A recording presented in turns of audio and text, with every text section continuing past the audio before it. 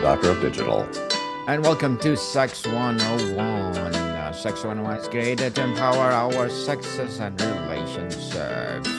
When touch becomes a ghost, early Christianity on intimacy, loneliness, and the body's true language. Part 1.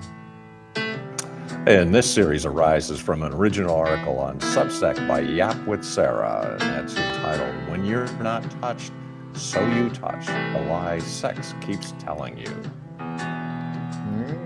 Interesting, Mr. Mac. Interesting indeed. So we're looking at an article today that opens with a gut punch of a line. When you are not touched, so you touch. It's describing people who use casual sex to combat loneliness, only to the end of feeling emptier afterward. Touch was not held, kisses, but still feeling like a ghost. What does the early Christian wisdom have to say about this very modern sounding problem, Mr. Mac? What strikes me immediately that this isn't a modern problem at all, that the church fathers would have recognized this ache instantly, though they probably would phrase it differently. Well, the article is describing this phenomenon of being physically intimate yet emotionally invisible, is what Augustine of Hippo called the difference between using and enjoying in Book 1 of On Christian Doctrine. Augustine argued that we were meant to enjoy God and other persons, but when we instead use persons to satisfy our own emptiness, we inevitably create a deeper void. The article captures someone trying to fill the God shaped hole, as Pascal would later call it, with bodies instead of communion. Let's start with the New Testament foundation. Paul writes in 1 Corinthians 6:16, "Do you not know that he who unites himself with a prostitute is one with her in body? For it is said, the two shall become one flesh." What's fascinating here is Paul's insistence that the body isn't neutral territory. You can't have casual physical intimacy because the body doesn't speak casually. Every sexual act is a word spoken, a promise made, whether you intend it or not. The tragedy the article describes is people whose bodies are making promises their hearts can't keep, and keeping promises that dissolve by morning. The early Christians inherited from Judaism this profound theology of embodiment. In Genesis 2, when Adam sees Eve, he doesn't just say, "Finally, another human." He breaks into poetry. "This at last is bone of my bones and flesh of my flesh." The Hebrew word yada, to know, is used both for sexual intimacy and for the deepest kind of personal knowledge. To know someone sexually was never meant to be separate from knowing them personally, historically, vulnerably. What the article mourns is the splitting of these two, the body saying, "I know you," while the soul remains a stranger. Clement of Alexandria, writing in the late second century in his The Instructor, makes this remarkable statement. The union of man and woman is by God's decree for the begetting of children, but also for the sharing of life. Notice the second phrase, this sharing of life, not borrowing of a body, not the temporary escape from loneliness, the sharing of life. That's a completely different transaction than what the article describes, where two people share space and sensation but remain fundamentally alone. John Chrysostom preached in 4th century Constantinople about what he called the pollution of desire versus the communion of persons. In his homilies on Ephesians, he distinguishes between lust, which seeks to attract comfort or pleasure from another body, and love, which seeks the good of the whole person. The article's author is describing lust dressed up as connection, and the body knows the difference, even when the mind tries to pretend otherwise. That's why you wake up feeling like a ghost. The body was promised communion and received consumption instead. There's a psychological dimension here that the Desert Fathers understood profoundly. Ponticus, writing in the 4th century, identified what he called the destructive thought patterns that distort our perception of reality. One of those is porneia, often translated as fornication, but it's broader than that. The word, of course, is the etymology of the English word pornography. It's the distortion that makes us believe another body can save us from ourselves. Evagrius Ponticus would say that the person in this article is caught in a cycle where loneliness triggers the thought, I need to be touched to feel real, which leads to casual intimacy, which confirms the deeper fear I'm not truly knowable or lovable. The cycle reinforces itself. But here's what's crucial. Early Christianity doesn't respond to this pain with shame or dismissal. Gregory of Nyssa, in his treatise On Virginity, acknowledges that the longing for intimate connection is fundamentally good. It's how we're made. We're created for communion, first with God and then with each other. The problem isn't the longing, it's the misdirection of it. When you try to use physical touch as a shortcut for the deep knowing that only comes through covenant and time, you're asking your body to do something it was never designed to do. It's like trying to quench thirst by looking at pictures of water. The article describes people who touch to feel wanted. And I think the early Christian anthropology would say, you're asking touch to bear a weight it cannot carry. Touch can express being wanted, but it cannot create it. Touch can celebrate being known, but it cannot substitute for it.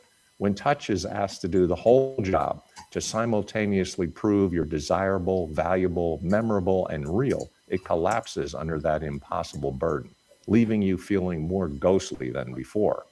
In conclusion, what the article mourns is the loss of integration between body and soul, touch and knowing, pleasure and covenant, a loss that early Christianity identified as the fundamental distortion of human sexuality outside its proper context of committed covenantal love. Covenantal love indeed. So, Mr. Mac, the The article talks about body speaking language, making promises, telling lies. Can you unpack this idea that the body has its own vocabulary and the early Christians understood about sexual expression as communication? Yeah, this is one of the most sophisticated aspects of early Christian sexual ethics, and it's rooted in the conviction that humans are psychosomatic unities, not souls trapped in bodies or minds driving meat machines, but integrated persons where body and soul are inextricably linked. The body doesn't just have a language, the body is a language. Every gesture, every touch, every act of intimacy is simultaneously a physical event and a semantic one. It means something. Let's start with the New Testament's radical departure from both Greek dualism and simple materialism. In 1 Corinthians 6:19 through 20, Paul writes, "Do you not know that your bodies are temples of the Holy Spirit, who is in you, whom you have received from God? You are not your own, you were bought at a price. Therefore, honor God with your bodies." Notice Paul doesn't say honor God despite your bodies or honor God by controlling your bodies. He says honor God with your bodies. The body is the instrument of worship, the means of communication with both God and other humans. Tertullian, writing in the late 2nd and early 3rd century, makes this explicit in On the Resurrection of the Flesh. The flesh is the hinge of salvation. It's a stunning phrase. It argues that because God chose to become incarnate, to take on flesh in Jesus Christ, the body is forever dignified, forever meaningful. The incarnation is God's ultimate statement that bodies matter, that materiality communicates truth, that the physical and spiritual realms aren't separate spheres, but interpenetrating realities. Now, what does this mean for sexual intimacy? Ephesians 5:31 and 32 quotes Genesis, the two will become one flesh, but then adds this remarkable commentary. This is a profound mystery, but I am talking about Christ and the church. Sexual union between husband and wife is presented as a living icon, a physical parable of Christ's union with his people. That's an extraordinarily high view of sexual expression. It's not just merely permitted or tolerated, it's sacramental in the broad sense, a visible sign of an invisible reality. John Chrysostom develops this in his homilies on marriage. He argues that in Christian marriage, the sexual act speaks a particular sentence: I give myself entirely to you and receive you entirely in exclusive and permanent covenant. Every element of the sentence matters entirely, not just my body, but my history, my future, my vulnerability. To you, this specific person, not an interchangeable body. Exclusive, no one else. Permanent, not just tonight. Covenant, a binding promise between God and community. Here's the problem the article identifies. When you perform the physical grammar of the sentence, the intimacy, the vulnerability, the nakedness, outside the actual context of that commitment, your body is speaking a language your life is contradicting. You're writing a check that your relationship can't cash, and the body knows it's being made to lie. Augustine has this brilliant analysis in Confessions where he talks about his years of sexual sin. He describes how he'd be in bed with his mistress, and even in the moment of physical pleasure, there was this undertow of sadness, this awareness that fundamentally something was off. He couldn't articulate it at the time, but looking back as a Christian, he realizes his body was trying to speak covenant language in a non-covenant situation. The physical grammar was saying forever, while the relational reality was saying for now. That contradiction created a cognitive and emotional dissonance that pleasure couldn't override. The Desert Fathers and Mothers had a sophisticated understanding of what they called watchfulness or attentiveness to the movements of the heart and the body. They recognize what the article describes, using sex to feel wanted, as a failure of this. The person isn't attending to what their body is actually saying versus what they want it to say. They want to communicate, you are valuable, you are known, you are not alone. But without covenant, commitment, and context, the touch can only communicate, you are temporarily useful, you are instrumentally desirable, you are not alone right now. Gregory of Nyssa makes this distinction on the making of man. He argues that humans, unlike animals, have the capacity for what he calls rational choice that integrates physical desire with spiritual purpose. Animals mate by instinct. Humans make love, or are supposed to, by choice, by will, by the integration of body and soul, not toward a shared good. When we have sex by mere instinct or impulse, we're functioning below our created dignity. We're asking our bodies to operate at an animal level while expecting human level emotional results. It doesn't work. There's a text from the Jewish wisdom tradition that early Christians deeply valued in the Song of Songs. It's romantic and erotic poetry, unabashedly celebrating physical desire and pleasure. But notice the refrain that appears 3 times: do not arouse or awaken love until it so desires. The New International Version translation is good here. There's a proper timing for awakening this powerful force. The poem celebrates sexuality within its proper season and context. Outside that context, you're not liberating desire, you're unmooring it from the very framework that gives it meaning and safety. Origen, commenting on the Song of Songs in the 3rd century, argues that the physical love described in the poem is real and good, but it also points beyond itself to the love between God and the soul, Christ and the church. This isn't an allegory that diminishes and dismisses the physical. It's a both and. The physical is real, and it means something beyond itself. When casual sex tries to make the physical mean something and be nothing beyond itself, it's just bodies, just fun, just stress relief. It's actually diminishing the body's native language, silencing what the body is trying to say. The article captures people who wake up after casual intimacy feeling like ghosts. Early Christianity would say, that's because you asked your body to be silent about covenant while screaming about connection. You asked your flesh to participate in profound communion while your life maintained careful distance. The body complied with the physical act, but couldn't help crying out about the contradiction.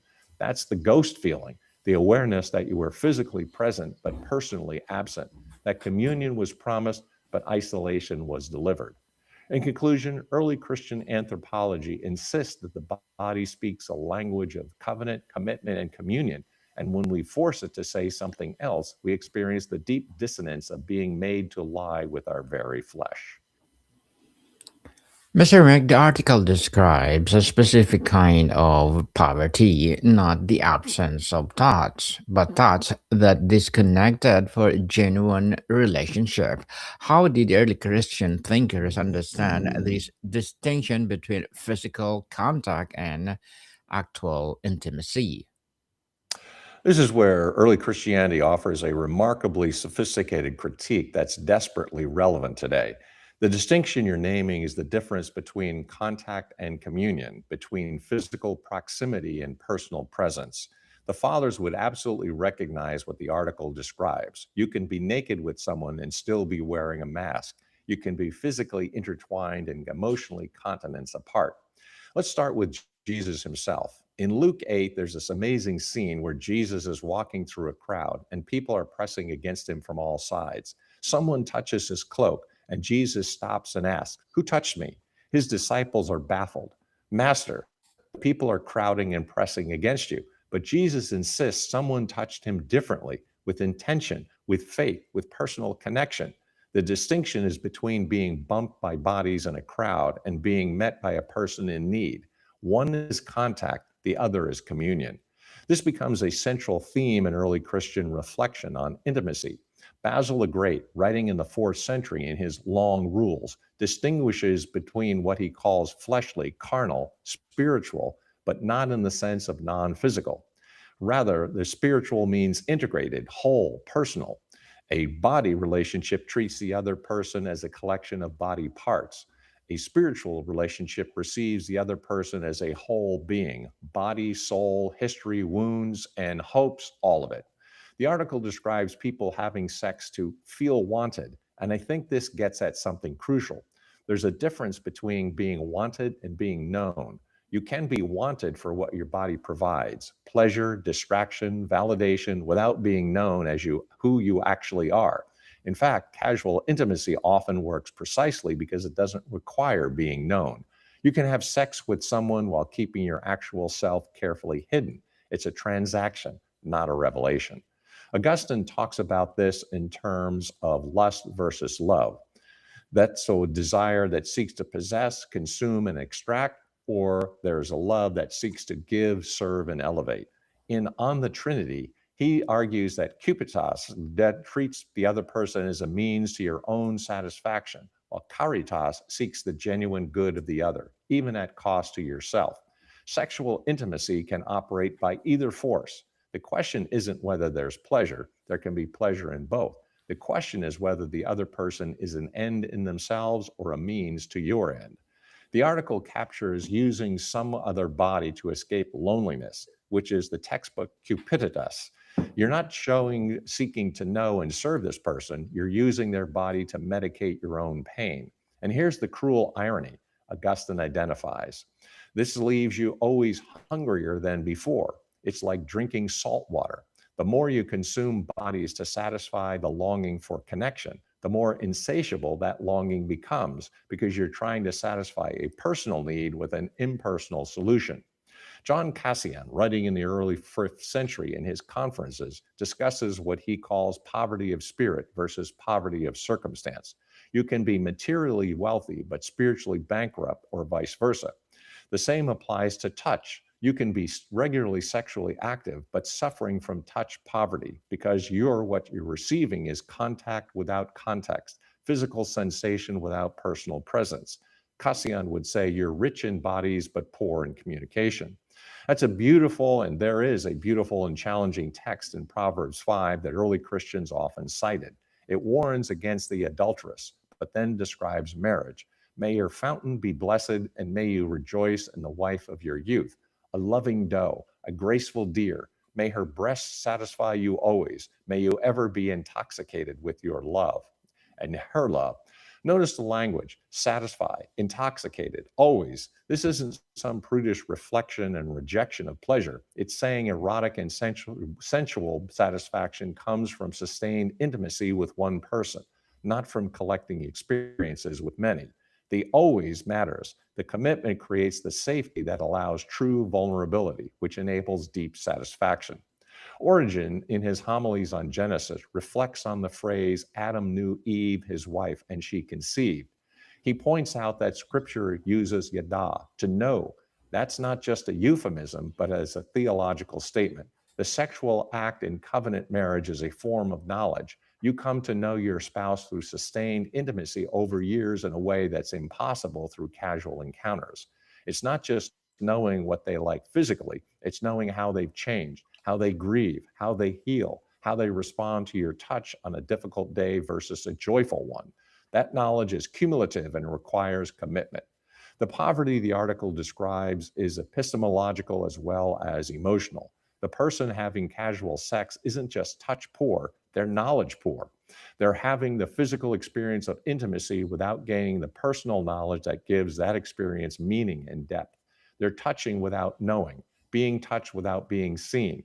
Gregory of Nazianzus, in his theological orations, argues that humans are treated for theosis, for growth into greater and greater communion with God and each other. Casual intimacy shorts out that growth because it offers the illusion of communion without requiring the vulnerability, time, and commitment that actual communion demands.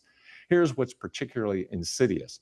Casual sex can feel like connection in the moment because there's physical closeness, endorphin release, and temporary vulnerability. But it's like fool's gold. It glitters like the real thing, but lacks the actual value. The desert fathers would call this a deceptive thought. The deception isn't that the pleasure is unreal. The pleasure is quite real. The deception is that the pleasure means what you want it to mean: connection, being wanted, being known, without covenant and commitment. The pleasure is real, but the meaning is false. Maximus the Confessor, writing in the 7th century, has this profound statement in his Ambigua. The body was not made for the soul, nor the soul for the body, but both for God. This undermines any attempt to use bodies, yours or someone else's, as ultimate sources of meaning or satisfaction.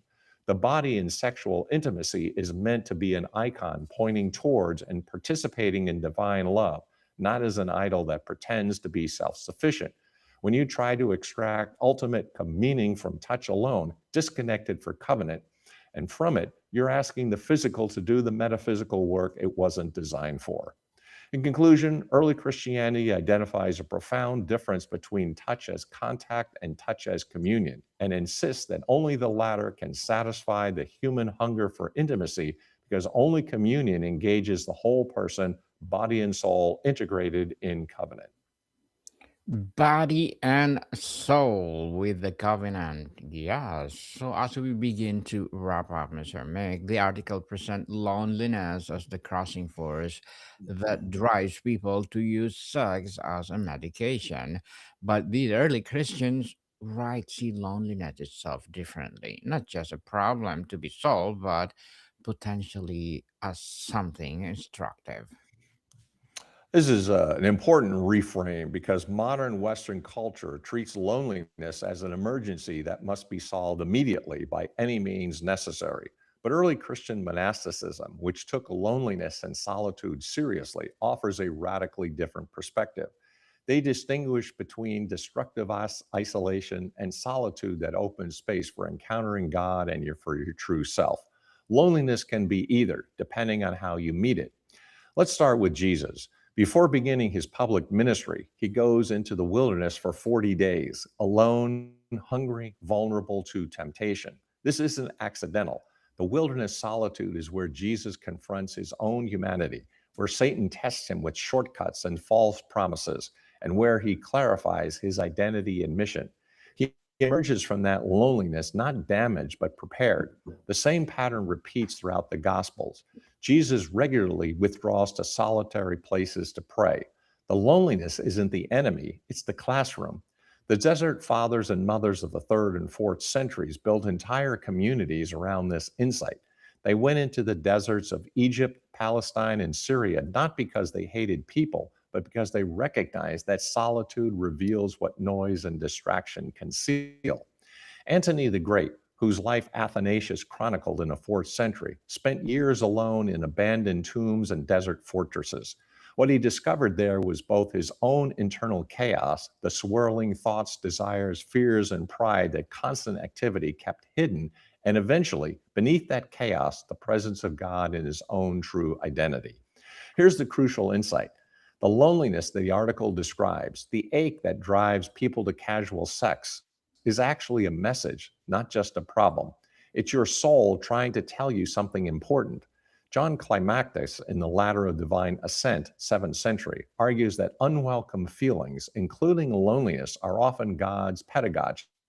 They're uncomfortably precisely because they're trying to get your attention, to alert you or teach you that something deeper needs addressing. What is loneliness actually saying? At its root, it's saying you were made for communion and you're not experiencing it. That's accurate information, not a malfunction. The error comes in how you respond. If you immediately medicate the loneliness with bodies, you silence the message before you've learned from it. You're like someone who keeps hitting snooze on the alarm instead of waking up to see what needs attention. Evagrius Ponticus has this sophisticated analysis that's often translated as listlessness or spiritual boredom. But reality, and really, it's a profound restlessness, an inability to be alone with yourself without distraction. He describes monks who can't stay in their cells, always finding reasons to visit others or go to town. They're fleeing themselves. And what Evagrius prescribes isn't more socializing, but learning to stay, to sit with the discomfort, to let the loneliness teach you what it's trying to reveal. Now, let's be clear. Evagrius isn't prescribing isolation for everyone forever. He's prescribing a season of facing yourself without distraction so that you can discover what you're really hungry for. And what he and the other desert Christians consistently report is this: when you stop fleeing loneliness and start sitting with it, you discover that underneath the surface loneliness is the deeper longing for God, for your true self, for genuine communion rather than counterfeit connection. Augustine's Confessions opens with that famous line: "You have made us for yourself, O Lord, and our heart is restless until it rests in you." The restlessness, the loneliness, the ache, these are symptoms of spiritual hunger, not just social or sexual hunger. When you try to satisfy spiritual hunger with physical solutions, you're doing what Isaiah 55:2 describes. Why spend money on what is not bread and your labor on what does not satisfy? You're laboring, spending, consuming, but remaining hungry because you're eating the wrong food. There's a profound statement in Ecclesiastes 4:9 through 12 that early Christians often reference.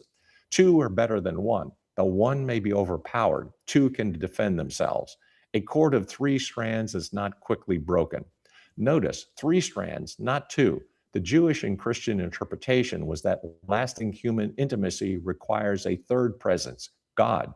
When two people try to be everything to each other, they eventually collapse under that impossible weight. But when two people are both independently connected to God, their connection to each other is strengthened, not weakened, because they're not extracting from each other what only God can provide. The article describes people using sex to feel wanted, to feel real, to escape the ghost feeling. But Thomas Aquinas, synthesizing early Christian thought in his Summa Theologica, argues that only God can definitively answer the question: do I have worth? Am I real? Am I lovable? If you're asking another human body to answer those questions, you're setting up both yourself and them for failure. No finite creature can bear the infinite weight of proving your worth. Only the infinite can do that. This is where the positive aspect of loneliness emerges. Loneliness can drive you toward God if you let it. The psalmist writes, "As the deer pants for streams of water, my soul pants for you, my God." Gregory of Nyssa has this beautiful image in the life of Moses. He describes spiritual growth as constant ascent, never arriving at a final destination in this life, but always moving deeper into God. The article's subjects are lonely, and they're right to want connection. Where they go wrong is seeking salvation from temporary bodies instead of seeking communion with the eternal God first, which then frees them to have actual intimate relationships with humans without needing those relationships to save them. There's a paradox here that early Christianity consistently taught. Only when you can be alone can you be genuinely together with others. If you can't tolerate your own company, you need constant distraction or validation. You can't actually offer yourself to another person in intimacy. You can only offer your neediness, demanding that they solve you. But when you've done the work of solitude, facing yourself, facing God, integrating your desires with your values, you become capable of the vulnerability and reciprocity that real intimacy requires. In conclusion, early Christianity sees loneliness not primarily as an enemy to be defeated, but as a teacher whose lessons, when properly learned, lend towards both deeper connection with God and more authentic intimacy with others, while casual sex as medication for loneliness short circuits this educational process, providing temporary relief at the cost of long-term formation. Mr. Mike, thank you so much for sharing your knowledge and wisdom to the world. Thank you. People, we touched becomes ago early Christianity on intimacy, loneliness, and bodies through language. How or explores how early Christian thought approached the human need for connection in a world where physical closeness was both deeply meaningful and carefully restrained. Now, Mr. Mike, would you like to plug in something? I really appreciate the opportunity. Write the book, grow the business. Connect with me on LinkedIn, GMIC, the Dr. Digital Smith, PhD. Listen to the Dr. Digital podcast and also pick up a couple volumes I have on Amazon. That's Burning America and On Track, Ian Hunter. Yes, people, let's about Mr. Mike, the Dr. Digital, and please do listen to other podcasts that we are creating, Music 101, Mental Health 101, and of course, Love Letters. Please do listen wherever you listen to your podcast. So, Mr. Mike, thank you so much for your time. Thank you, my friend. Until next time, stay as well. Welcome, people. See you soon.